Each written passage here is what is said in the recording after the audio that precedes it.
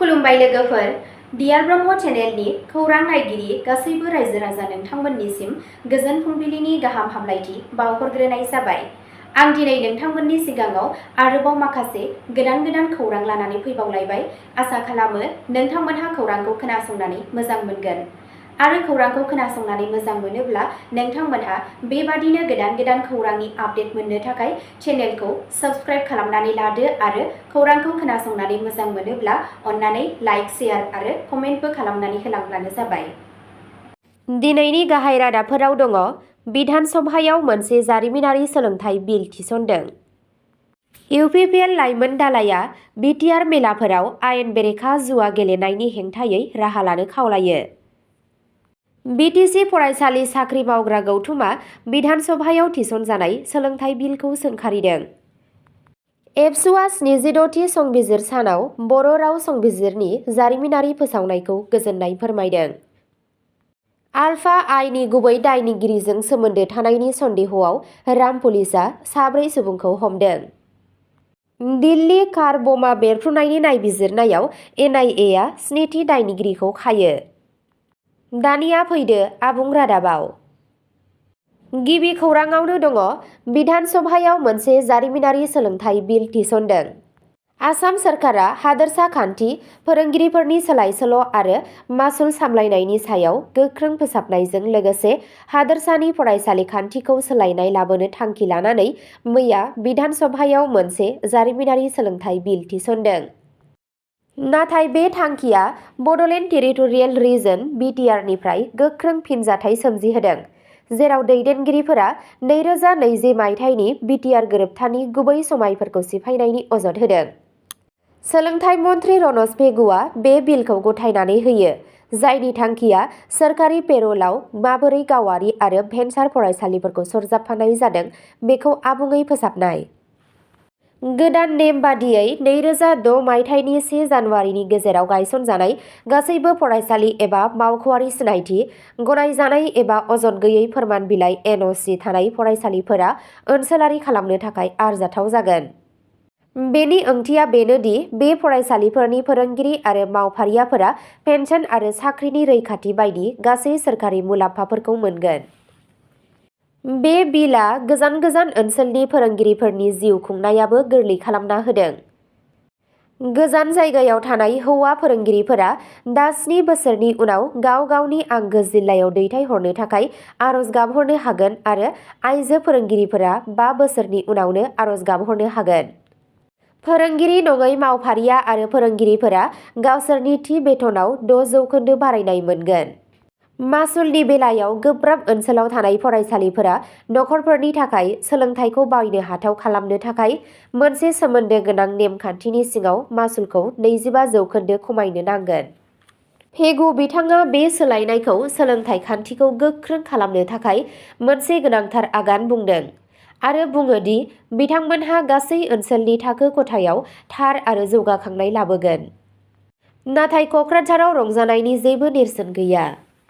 BTC Bhensar senior secondary school employees एस'सिएशनआ Kokrajhar press क्लाबआव मोनसे गोख्रों प्रेस कनफारेन्सनि गेजेरजों बे बिलखौ संबिजिरनि 6थि फारिलाइनि सिङाव BTRनि जर'खा मोनथायखौ लाजिफोनांनाय होनना सोंखारियो। गाहाय नेहाथारि इन्द्रजित बसुमतारी बिथाङा बुङो दि सोरखारा बे बिलखौ 1 जानुवारिनि काट अफ अक्ट'आव बिथा खालामनानै होदों, नाथाय BTRखौ बेयाव जेबो जायगा होनाय जायाखै। जुदि बेयो थायोब्ला जोंनि गंसेबो फरायसालि आरो फरायसालिमाफोरा बेनि सिङाव फैया। बे बिलआ 6थि फारिलाइनि ओनसोलफोरखौ आबुङै नेवसिगारदों।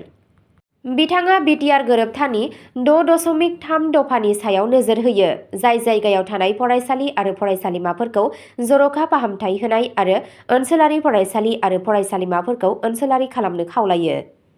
बर' गोरोबथानि 6.3 दफानि बादिब्ला BTRनि सिङाव थानाय फरायसालि आरो फरायसालिमाफोरखौ ओनसोलारि खालामनायनि थाखाय साननांगौ। जों मिजिं थिदोंमोन दि बे सोरखारा बै रादायखौ मान होगोन, नाथाय बै मिजिंफोरा फेलें जाबाय। एस'सिएशनआ हुमखि होदों दि BTRनि भेन्सार फरायसालिफोरखौ नागारनानै गोबां सोमावसारनाय सोमजिनो हागौ। जुदि जोंनि रेहाय आरो सोफादेरनायनि दाबिफोरखौ सुफुंनाय जाया, अब्ला जोंहा गोबां बोसोर सोरखारि समायखिराफोरखौ सुफुंनो हायैनि थाखाय लामायाव ओंखारनायनि अनगायै जेबो राहा थानाय नङा होनना बसुमतारी बिथाङा बुंबावो।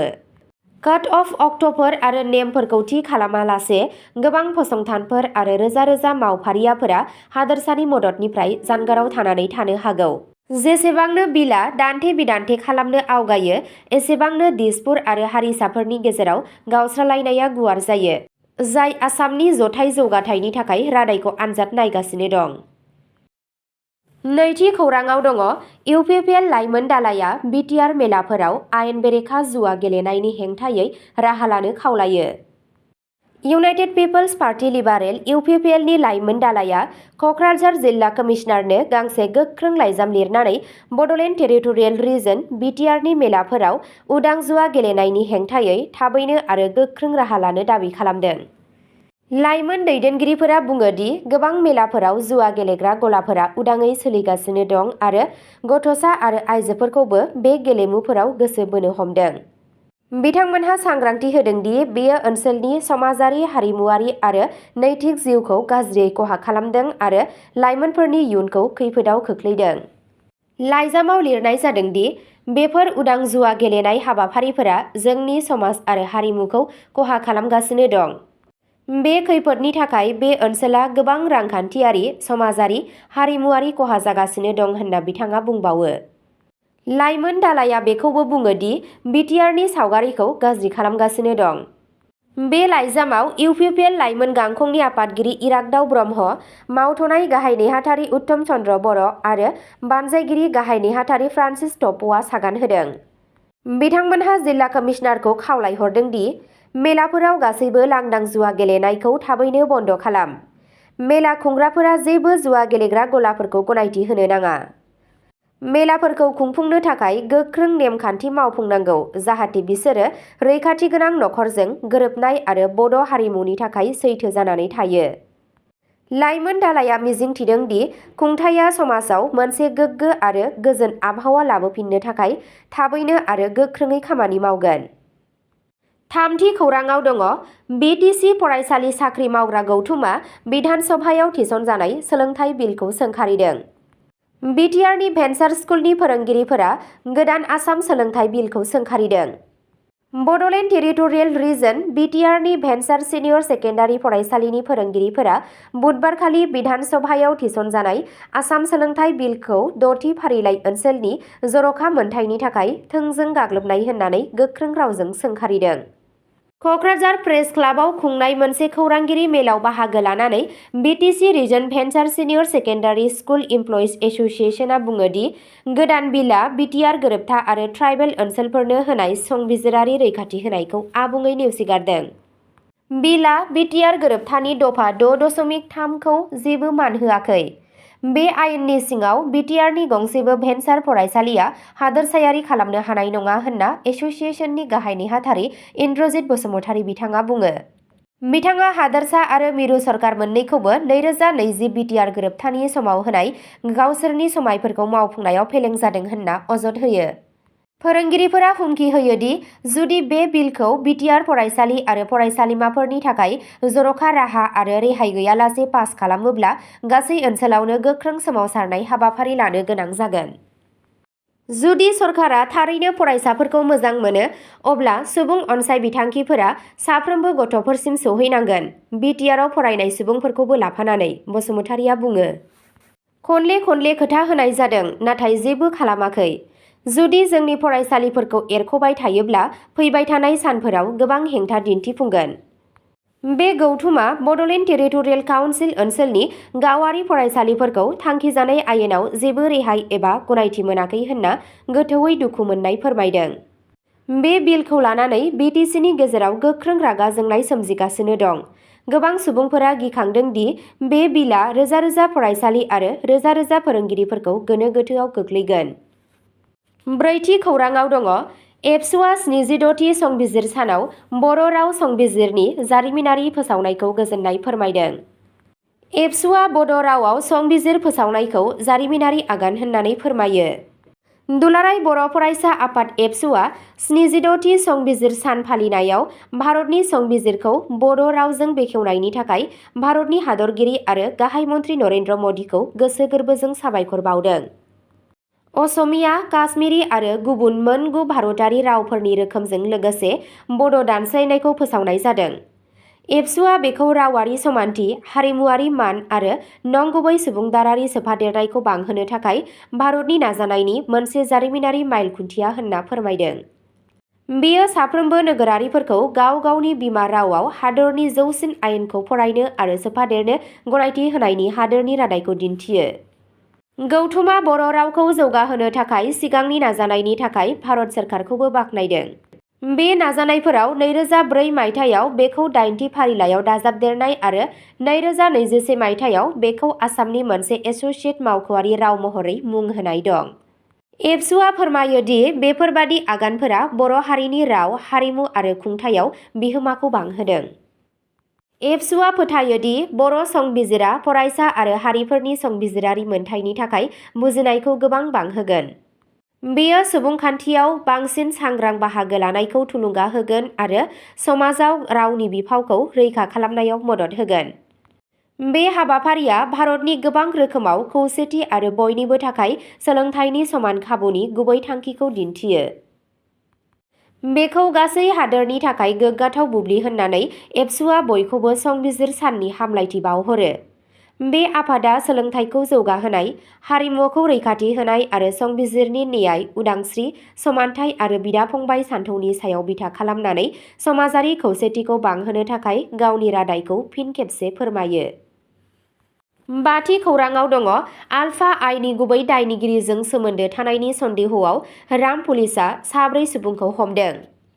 उदखारिफोरजों सोमोन्दो थानाय सुबुंफोरखौ नोजोर होनानै मोनसे गोख्रै अपारेसन खालामनानै आसाम पुलिसआ होबथानाय बिग्रायारि हान्जानि सासे गोजौ थाखोनि मावथि आलफा आइनि कामान्डार बोदो एन्ड आसामजों खाथि सोमोन्दो थानायनि दायाव शिबसागर जिल्लानिफ्राय 4 सुबुंखौ हमनो हादों। सन्देह गोनां दायनिगिरि सापेखाथिनि महेश्वर केवट आरो कनक गगৈ, बरहाटनि राहुल महान आरो महामरानि बलिन बरुवा बिथांमोनखौ आलफा आइ उदखारिफोरजों सोमोन्दो थानायनि सायाव फोथायनाय खौरांनि सायाव बिथा खालामनानै खायो। चराइदेव जिल्ला पुलिसआ सिग्रोमनायाव सनारि पुलिसखौ हेफाजाब होदों आरो दा बोदो एन्ड आसामजों बिसोरनि सोमोन्दोनि आबुं बिबांखौ मिथिनो थाखाय बे हौवाफोरखौ गोख्रों सोंनाय फिननाय खालामनाय जादों। पुलिसनि सुलुंनिफ्राय मिथिनो मोननाय बादिब्ला बोदो एन्ड आसामआ बे हान्जानि बावैसोनि फाव फान्दायनायाव लोब्बा दं, जायनि थाखाय बे सोमोन्दोआ मोनसे गोख्रों रैखाथि बिथिं जानानै दं।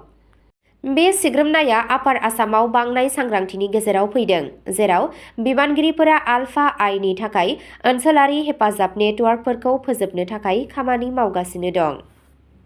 बे मावफारिया आसाम चिफ मिनिस्टार हिमन्त बिश्व शर्माया बावैसो सिगां खोथा होनायनि उनाव जादों दि गावखौ गथायनाय आलफा आइनि दैदेनगिरि अरुणोदय असमआ आसामाव नोजोर लाखिगोन।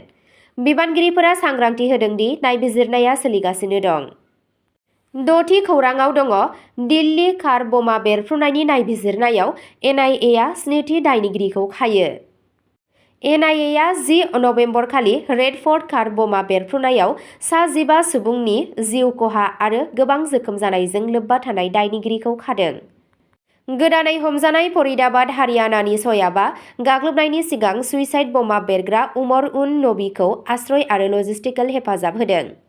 सिगांनिफ्रायनो जम्मु काश्मीर आरो उत्तर प्रदेशनि डक्टर कारनि बिगोमा आमिर रशीद आली आरो टेकनिकेल हेफाजाबगिरि जासिर बिलाल वानीजों लोगोसे सा 6 गुबुन सुबुंफोरखौ आवथायाव दोननाय जादों। बे बेरफ्रुनायाव उमर उन नबीआ जिउ गोमायो। एनआइएनि हानजाफोरा दिल्ली, जम्मु काश्मीर, हारियाना आरो उत्तर प्रदेशआव सिग्रोमगासिनो दं, सा 73 साखिफोरखौ सोंथि सोंगासिनो दं आरो गोबां सुलुंफोरखौ होसोगासिनो दं। मावख'आरिफोरा बुङो दि बे हमजानायफोरा उदखारि नेटवर्कनि गोनांथार सोमोन्दोखौ सोराङाव लाबोदों आरो थाबैनो आरोबाव गोबां जाफुंसारनायनि आसा दं। अब्ला दिनैनि खौरां फरायथिनाया एसेनोसै। गोजोन्थों।